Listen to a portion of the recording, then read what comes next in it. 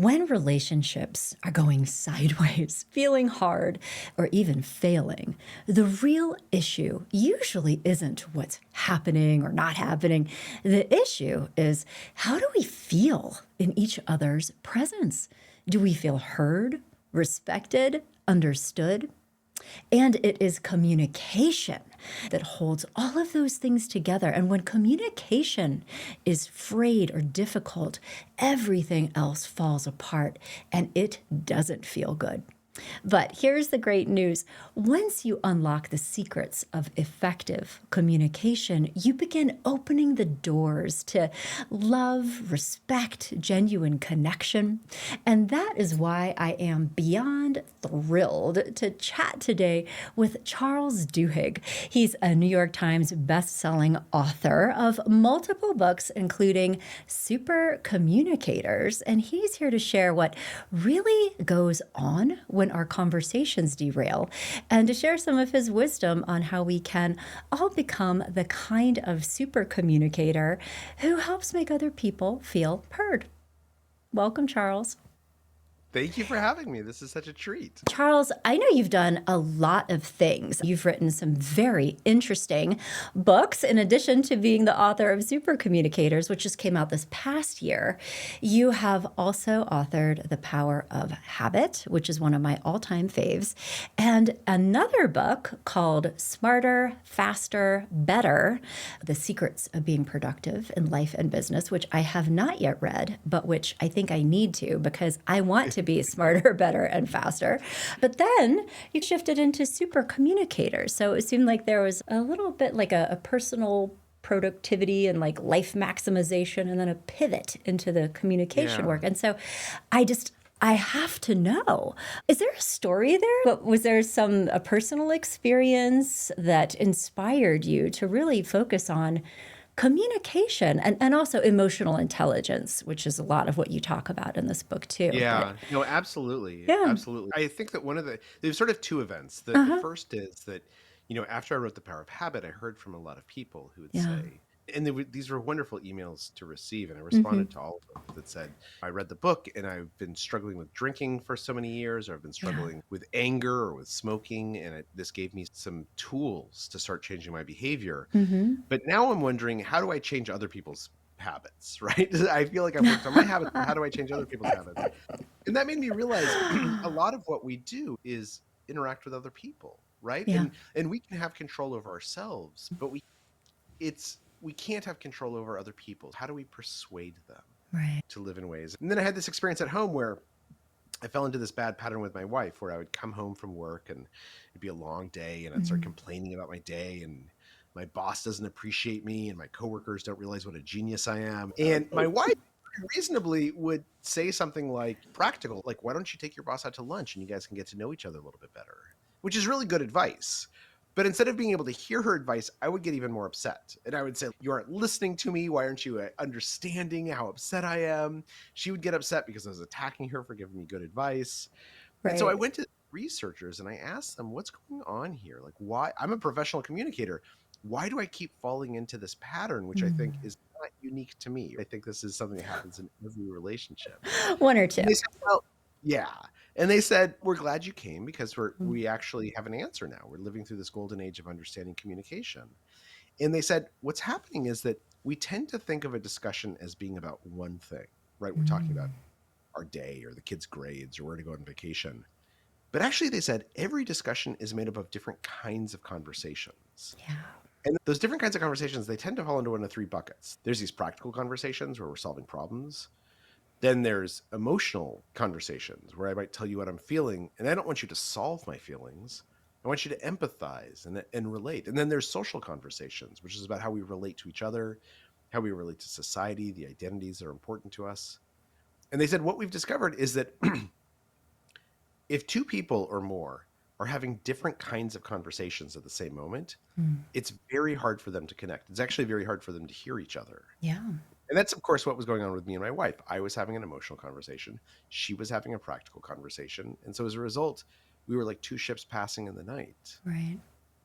But they also said the other thing we've learned is that when you can learn to diagnose what kind of conversation is happening, and you can learn to match each other by either matching the person you're talking to or inviting them to match you, then suddenly you can connect with lit- basically anyone. And so I thought that was so important and so insightful that I thought it deserved a book.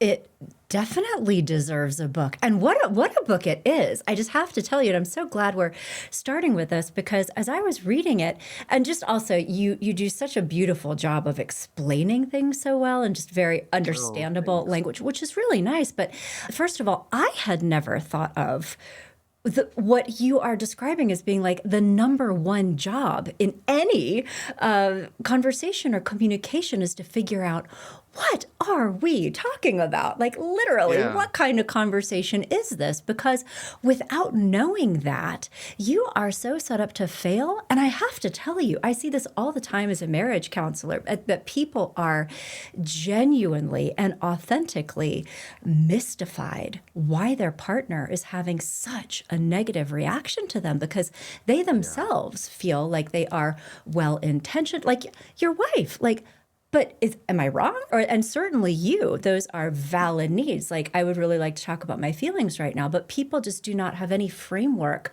for being like, oh, yeah, what kind of conversation is this? And without that insight, it goes It's really south hard. so It fast. You're Yeah. exactly right. Mm-hmm. No one enters a conversation intending to Right. be the villain of the conversation, right? No one goes in saying, "All I wanna do is thwart you," and but what we do is we often go into a conversation, particularly a tough conversation, Mm, having thought a lot about what we want to say. Here's what right. I want to say. Here's what I Mm-hmm. want you to understand. Here's what I want you to hear from me. Mm, And when we're doing that, what we're not doing is we're not trying to figure out what kind of conversation this other person is trying to have. Sometimes we're in such a hot state that we're not thinking about what kind of conversation we want to have. yeah. We tell ourselves, "Oh, this is a practical conversation. I just need you to understand everything you're doing wrong." But with just a Mm. little bit of reflection, we realize actually this is an emotional conversation. I'm upset, and I Right. need you to hear how upset I am. Well, so speaking of practical tips, one of the things that I loved in your book is that you offer a number of practical strategies. And for everybody listening, this conversation is in no way intended to replace your actual reading of this book because it is packed with just stories and anecdotes and research. And so you will get the full picture by reading the book. But one of the things that I really did like about it, Charles, is the way that you offer some actionable strategies for being able to do what we're talking about right now, such as figuring out what kind of conversation this is, collaboratively with a partner, even like negotiating what kind of conversation we're having right now. And can you just take us into this a little bit? Because this is Sure. such an important skill. It's a skill. Yeah. And Yeah. it literally is just a skill, Yeah. right? No one is born a super communicator. We become super communicators because we think about communication and we learn the skills. And there's skills that any of us can learn. Anyone can Mm. be a super communicator just by practicing these skills until they become habits. So one of the biggest skills that I think is really important is we're confronted with this question, which is, okay, I want to figure out what kind of conversation is happening here. How do I do that? Mm. And the answer is that we oftentimes can figure out what's going on in a conversation by asking questions. Mm. But not every question is created equal. Some questions are more powerful than others. And within psychology, these are known as deep questions. Mm-hmm. And a deep question is something that asks about our values or our beliefs or our experiences. And that can sound a little intimidating, but it's as simple as if you meet someone who's a doctor, instead of saying, "Oh, what hospital do you work at?" asking them, "Oh, what made you decide to go to medical school?" Or what do you like about being a doctor? No. Those questions that ask about how I feel about life rather than the facts of my life, they invite me to tell you something meaningful about myself, to tell Mm-hmm. you something real, to tell you how I see the world. And what's going to happen is when someone's answering that question, they are going to give you a clue as to what kind of mindset they're in, whether Hmm. they're in a practical mindset, an emotional mindset, a social mindset. That doctor might say something like, "Oh, I decided to become a doctor because I always wanted a steady job. I just wanted something, and I knew that there was always going to be demand for medicine." Okay, that's a person in a practical mindset right now. Yeah. But that same person in a different setting and different kind of frame of mind, they might say, "Oh, I saw my dad get sick when I was a kid, and I wanted to be a healer. I wanted to take care of people." Okay, Mm-hmm. that's a much more emotional mindset. Now I know what kind Yeah. of conversation you're looking for. So asking deep questions is really important. It's the first and most important skill in becoming a super communicator. Mhm. Yeah, asking better questions that elicit more sharing of who people are and also where they are in that moment in time. Because you're also right, depending on what mood state they're in and what they are wanting in that moment, they may answer that question in a different way. Yeah. Somebody can be a pragmatic person and also be in an emotional state. And so to develop competencies around asking those kinds of questions. So let me ask you this. What I found to be fascinating research study, the Stony Brook study in social psychology. And to summarize, you tell the whole story, but essentially, when people have the opportunity to take turns asking each other more emotionally intimate types of questions, there were some really interesting things that happened in terms of their sense of connection and bonding to each other. And also, what I'm hearing you say is that the ability to learn how to do this can be a diagnostic skill too, in some ways. Like, what kind of conversation are we having at Absolutely. all? So, could you talk just a little bit more about this study and the art and craft of asking better Yeah. questions? Yeah, no, I love this study. And this is known in psychology as the fast friends procedure. Mm, And listeners might know it as the 36 questions that lead to love, mm, because it's been written about a handful of times. yeah.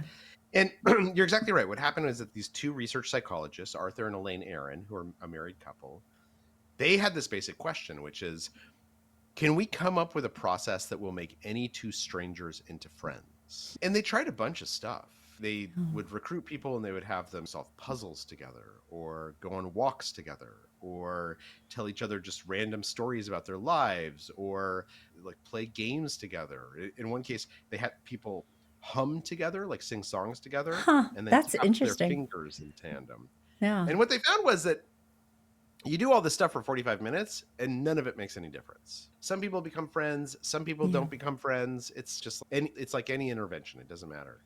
So they come up with this new idea. And what they do is they come up with a list of 36 questions. And the questions are almost chosen by random. They had a bunch of grad students who would go to a bar and just dream up questions. And there was this weird game called the Ungame that was very popular in the 80s and 90s. And they just stole some of the questions from that. And then what they would do is they would have people come into the room, sit down, and for 45 minutes, they'd go back and forth asking these questions. And the first couple of questions were pretty easy. They were things like, if you were going to have a dinner party and you could invite anyone from history, who would you invite? But pretty quickly, they get deeper. So I think question number 7 is, do you have a suspicion about how you will die? Mm. I think question 12 is, tell me about your mother. And then by the time you get to question 35, it's, tell me, when is the last time you cried in front of another person? So they just do this for 45 minutes, right? Back and forth. Yeah. I ask you the question, you answer, then I hand the list to you. You ask me the same question, I answer, go back and forth. And then they tell everyone, thanks so much. Thanks for participating. And everyone assumes that the experiment's over. But the experiment has actually just begun, Mm. because what happens is that 7 weeks later, they call everyone who had come into those rooms and they ask them one question. And the question is, have you talked to that person you did that thing with since you did it? And they didn't give each other anyone's contact information. They didn't tell them to stay in touch, but just out of Right. curiosity, like in the last 7 weeks, have you seen that person? Hmm. And people would say things like, yeah, I didn't catch his last name. I knew his first name was John and his last name started with an R. And so I got like the directory and I started calling every John R in the directory until I found the right one. Gosh. Or I would walk, they were doing this on a college campus. I'd walk all over campus every Saturday night for 3 or 4 hours at a time, just looking for him. And Oh my eventually I found him. gosh. There was one guy who they talked to who said that he had gone and gotten a beer with this woman that he had done the project with about a week later, and then a week after that they saw a movie together. And then when they got married a year later, they invited everyone in the lab to come to the Oh, wedding. And so amazing. there's this interesting question, why did this work, right? Why did this particular approach work when others didn't? And there's kind of two big takeaways. The first is there's something about this reciprocal authenticity, because they did the experiment again, a different researcher. And instead of having people go back and forth with the 36 questions, they used the same 36 questions, but one person would answer all 36 and then hand the list to the second person and they would answer all 36. And that did not work at all. People said that it was weird and boring, that they didn't like the other person. So there's something about this back and forth, this reciprocal authenticity, this Mm. reciprocal vulnerability, that when I say something vulnerable to you, if you, rather than judging me, if you respond with something vulnerable of your own, even if we disagree with each other, even if have nothing in common, we will feel closer to each other. We Right. will feel more connected to each other. And this is actually hardwired into our neurology, into how our brains have evolved. Hmm. And the second thing that they found that I think is really interesting is, and this wasn't the Aarons who found it, but researchers subsequently, is that you don't need 36 questions. There's a guy named Nicholas Epley at the University of Chicago who's studied deep questions a lot. What he's found is you actually only need about 2, maybe at most 3 questions to get pretty deep. Hmm. People are willing to get deep very quickly. And he told me he actually experiments with this himself. Once a month, he'll get on a bus in Chicago and he'll sit down next to some stranger and he'll introduce himself. And his goal is to get to a deep question within 3 questions. And he said, usually it only takes him 2 questions because he'll ask them something like, what do you do for a living? And they say, oh, I'm an accountant. And he says, oh, did you always want to be an accountant? Was that your dream as a kid? And they say, no, I wanted to be an astronaut. No kid wants to be an accountant, right? But now suddenly you're talking about what happened, Right. why you became an accountant instead of an astronaut, and how you got married and you have kids and you want to Yeah, provide for yeah. them and how proud you are. I think that the real lesson here is Hmm. we can ask deep questions much faster than we think we can. And people enjoy being asked deep questions, and they enjoy hearing our own responses to those questions. Well, see, and this is so fascinating to me. And I had the most interesting experience as I was reading this book personally, because in my career, I'm a therapist, and I have intensely emotionally intimate conversations with people all day long, right? But these tend to be one-way conversations. I am not talking about me. And it is also, we are in a specific kind of relationship, right? Where like, this is what we do. And it's been so interesting to me. And as I was reading your book, I was reflecting on the fact that I think over the years, I have probably in my personal relationships, like not with people that I'm really close to, like my husband or my sister, but with more casual friends or people that I'm just getting to know, I think in some ways I feel more inhibited about asking questions that I perceive as being like the kinds of questions that will open up these doors, because I think I worry, am I being too personal? Am I crossing boundaries? Would this make my conversation partner feel uncomfortable that I'm asking these things? And I think one of my defaults is I don't want to make people uncomfortable. But like in reading this, I was like, I should probably be taking more risks conversationally than I do. Well, and I think there's an important distinction, and I'm Hmm. curious if this resonates with you, that there's a difference between inviting someone to share something with us Hmm. and mandating that they share it with us.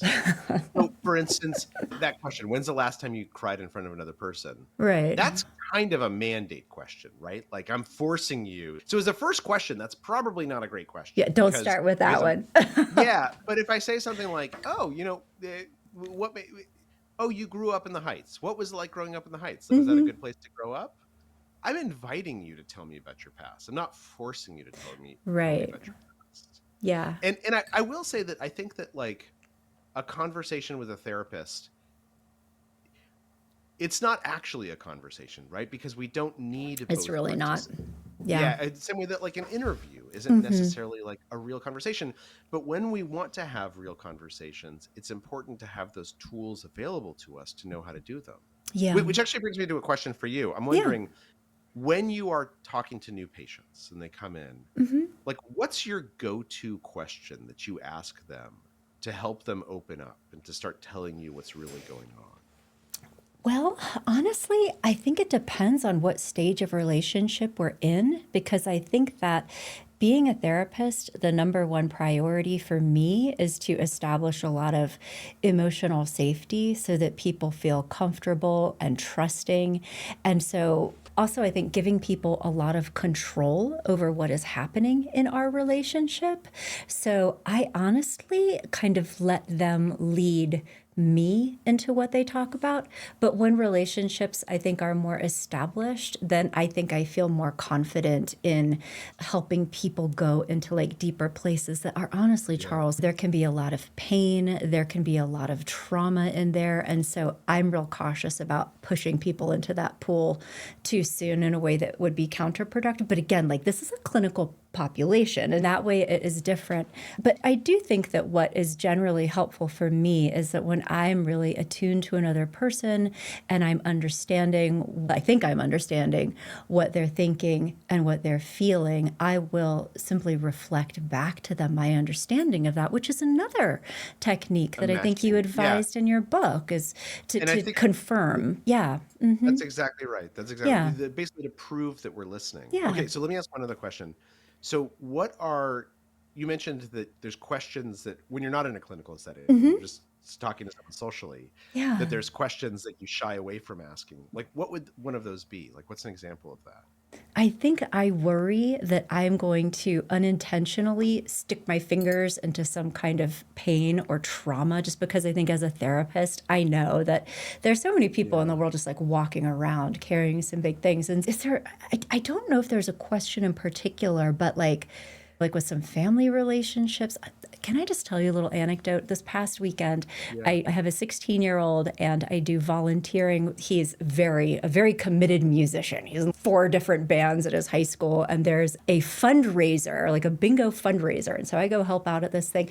And I like talking to people. And one of the guys, a bingo participant, came and he was wearing this hat that said Team Michael. And I was like, Team Michael, what are you, Michael? Is that what's going on here? And he was like, that was my son. We lost him to cancer several years ago. And just in that moment, because I was just trying to make conversation with a stranger about his Yeah. hat. And it was like that moment of but then again, he was also walking around with a hat on with this. So maybe he wants people to be knowing about What Team I Michael. think might have happened there is that he told you like Yeah. we can have a deep conversation. Yeah, totally.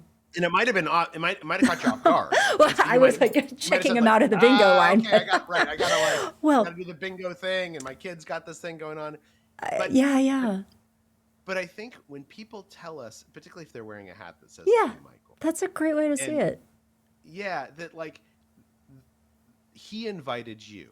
He didn't Right. mandate. He didn't mandate. He invited you to have a deep conversation with him. And you might not have been in a place right there where you could, right? Like you had too much other stuff going on. You were distracted. You didn't want to not give it the honor and the time it deserves. But that's actually a perfect example because he invited you and didn't mandate it. And what a great example, because like how many people in the world are essentially walking around with hats or T-shirts kind of broadcasting something really important about them. And it's just an invitation, like this is part of my identity, this is part of my life, and that they would And by like the to way, talk about it. you're under no obligation to accept that invitation, right? Because you're there to take care of your kid and deal with all these logistics and do the bingo and X and Y and Z. So it's not impolite to say, "Oh, I'm so sorry to hear that," and then go on to something else. Yeah. But I think what's important is that we train ourselves to listen for these invitations. Yeah. So that when we do want to get deeper, when we do want to connect with someone, it feels very natural and graceful. Yeah. So much here. And I know that I don't have a ton of time with you. So I also want to make really sure that we talk about something else that I think is so important about your work. And I love the way that you encapsulated this so beautifully. I'm actually going to read it, and I hope I'm not butchering this, but to summarize, as you're asking these questions and figuring out like what kind of conversation it is, it generally distills down into 3 things, which is, do you want to be helped, hugged, or heard? And it is this a problem-solving conversation? Is this a how do we feel conversation, or is this a who are we conversation? And in each of these different kinds of conversations, like there are different things happening that you need to be aware of. And so can you just take us into these a little bit more deeply, just so our listeners can get an Absolutely. overview of some of these? Because I think it's Yeah. real important. Because if you're trying to have a different conversation than the other person, it's not going to end Yeah. well. Yeah. So you're exactly right. Those Yeah. three kinds of conversations I meant, the practical, the Hmm. emotional, the social, they have these questions associated with them. Like, what's this really about? What are you feeling right now? Hmm. You know, who are you? And I think what's really important about these is that each of these different kinds of conversations, they use a different logic. In fact, we know that from neuroscience that they use different parts of our brains.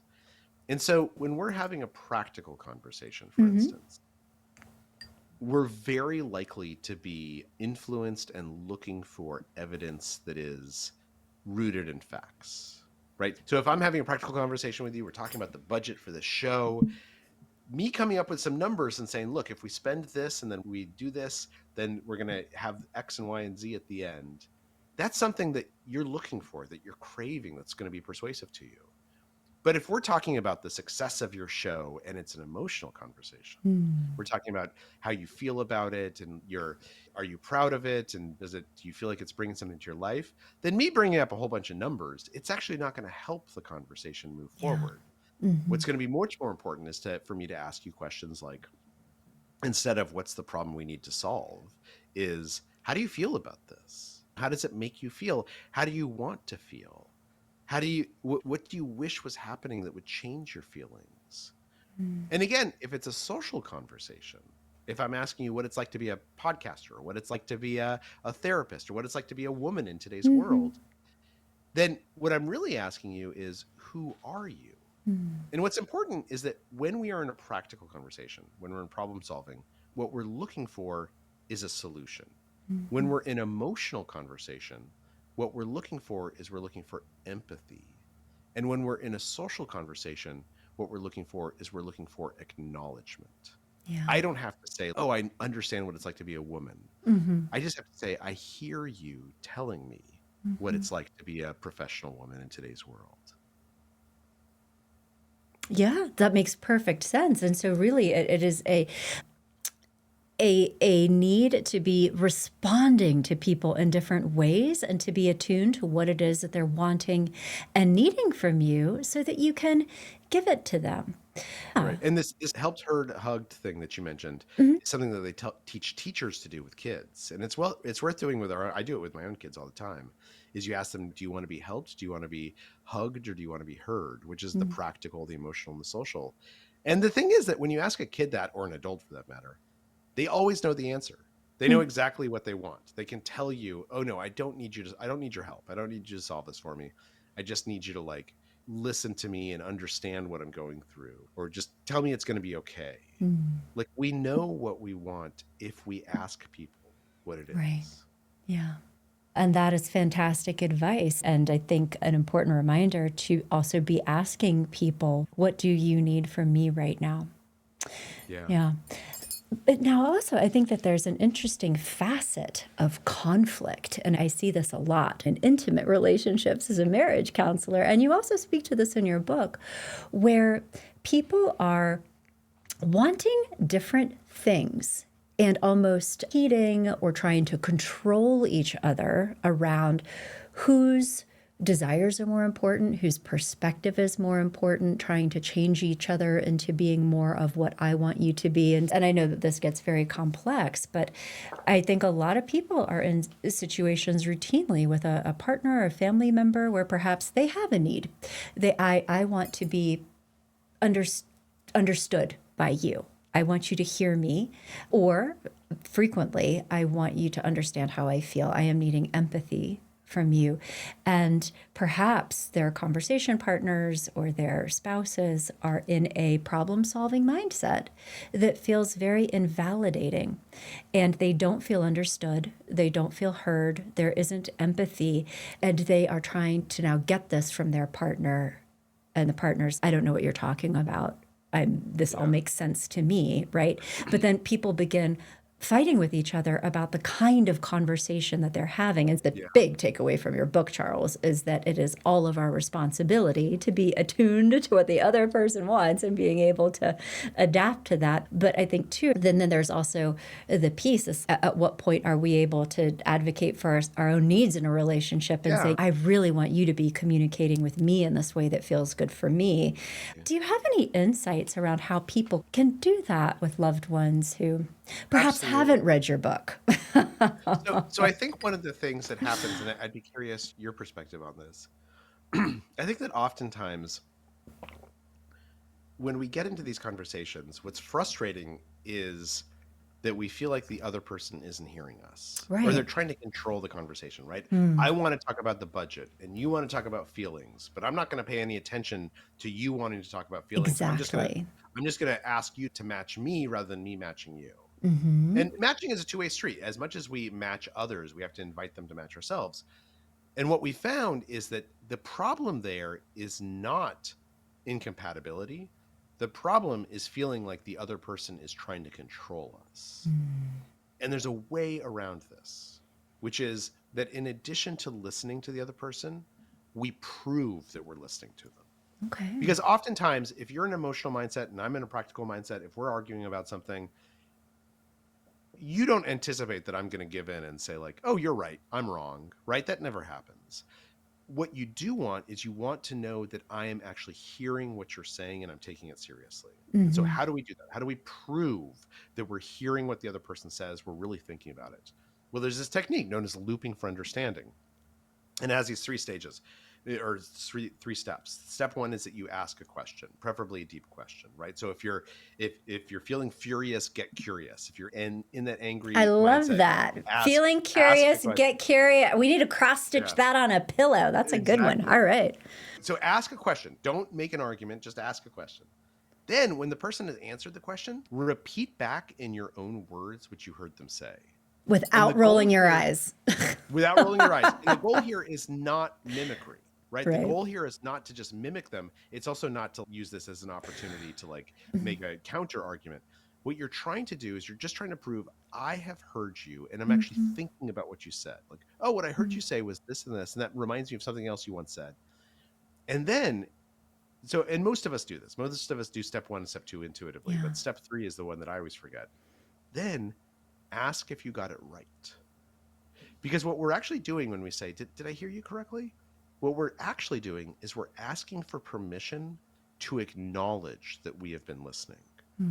And one of the things that we know happens is that when I ask you for permission to acknowledge that that I'm listening, two things occur. Number one, you feel in control. You don't feel Hmm. like I'm trying to bulldoze you into having the conversation I want to have. Right. But number two, if you believe that I am listening to you, you become more likely to listen to me. Absolutely. So I think the answer is not to say we have to have the same kind of conversation. So one person has to be the peacemaker and concede and give in to the other person. Hmm. The answer is actually the opposite, which is to say, I'm not going to, I don't agree with you, but I want to prove to you that I'm listening. I want to prove to you that I'm taking it seriously. I want to give you some control over this conversation by asking you, am I hearing this correctly? Hmm. And in doing so, that's when we'll start to hear each other. Yeah. I love that. And it does require generosity. I think that you have to be intentionally going first in some ways, saying, even though I am not feeling heard right now, I'm going to catch this ball and I'm going to shift this by understanding you, which I think can be challenging for people to do when they're feeling very hurt or upset or angry. I think that the instinct is to like fight to be heard, right? But what you're talking about is what many studies and marriage counseling and couples therapy also show is that when you actually seek to increase connection and help your partner feel heard, it de-escalates the situation and it also mobilizes this positive intention. I mean, there's a Yeah. mutual generosity because if you're feeling heard and understood by someone, you're not defensive, you calm down, and you become much more receptive to hearing their point of view as Absolutely. well. Because very few people are genuinely like unreasonable people. Right. Do you know? Nobody And so, enters the conversation to be the villain. yeah, It's exactly. Exactly. yeah. And that is how it works. Hmm. Well, and I think that gets to something else that's really important, which is what is the goal of a conversation, right? The goal of a conversation is not to convince you that I'm right and you're wrong, or that I'm smarter than you, or that you should like me, or that you should think I'm funny. The goal of a conversation is to understand each other. Yeah. And so my only task ought to be to speak in such a way that you can understand the words I'm saying, right? Mhm. And to listen to you in a way that I understand what you're saying. And if we walk away from that conversation still completely disagreeing with each other, you're going to vote for your person, I'm going to vote for my person. You think we should go to Aruba on vacation, I think we should go to Russia. You think that I'm spending too much, and I don't think I'm spending too much. The goal is not to agree with each other. It's to walk away from the conversation understanding each other. Mhm. Because once we understand each other, then we can figure out where we agree and where we disagree. And it turns out a lot of our disagreements might not matter, right? You're going to vote for your person, I'm going to vote for my person, but it doesn't Right. matter. We spend 1% of our brains thinking about politics. Yeah. But when we understand each other, when we feel connected to each other, that's when suddenly we feel like we're in sync. Yeah. That is how it works. Brilliant. Such good advice. And I think, especially now when there are so many differences in the world, you're talking about how to maintain positive connections by hearing each other, respecting each other, demonstrating that understanding, because the rest of it, like some of the details, really don't matter at all. It's how it Yeah. feels. Well, this has been such a wonderful conversation. I'm so glad that we had this time together. And I also know that we need to wrap up. So before we do, though, can you please tell our listeners is where they can learn more about you and your work? Because I'm sure, like, I want more of this. Yeah, no, absolutely. And in fact, I have a website, charlesduhigg.com, Mm-hmm. Duhigg. And I have a bunch of resources on there related to the power of habit and Supercommunicators, worksheets that help folks. And then I have a newsletter that comes out every so often that talks about, it's called The Science of Better. Oh, You can sign up at my website, charlesduhigg.com, and it will help. It What I try and do is I try and take current research and very simply and very quickly explain how we can use it in our lives to become better. And then, of course, if they're interested in the book, you can buy it at Amazon or mm-hmm. at Barnes and Nobles or your local bookstore, which is a wonderful place to buy books. Yeah. And I would love to hear from folks.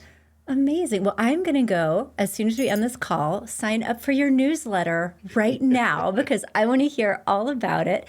And then you want to come back sometime and talk about the power of habit? I would love to. That'd be Okay, wonderful. we'll do it.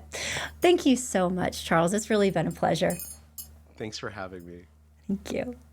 What a fun conversation. I had such a good time talking to Charles, and I got a lot out of the conversation. I hope you did too. I know that he shared a ton of great resources. I could not recommend his book more, so check out Supercommunicators. And then additionally, as you know, because communication is so vitally important and a big piece of what I do day in, day out as a couples counselor, I have more resources for you too. If you come to my website, growingself.com, you can find a free 2-part training that I've put together for you called Communication That Connects. This is 2 online lessons with me that you can access immediately. Just go to my website, go to the free resources section, growingself.com, and you'll access it immediately. You can sign up, get the lessons, also download a workbook that I put together for you that has a bunch of questions and also activities that either you can do alone if you are unilaterally seeking to improve your relationship, or ideally if your partner would like to do this with you, with the goal being to get more visibility into what's going on in those moments that communication feels challenging and what you can each be doing intentionally in order to create more emotional safety between the two of you and also more of genuine understanding so that you can get your communication in a better place, solve problems more effectively, and ultimately strengthen your relationship. So I made this for you. It's totally free. I hope you take advantage of it. growingself.com. And thank you so much for spending this time with me today. I look forward to hanging out with you again next week. Take care.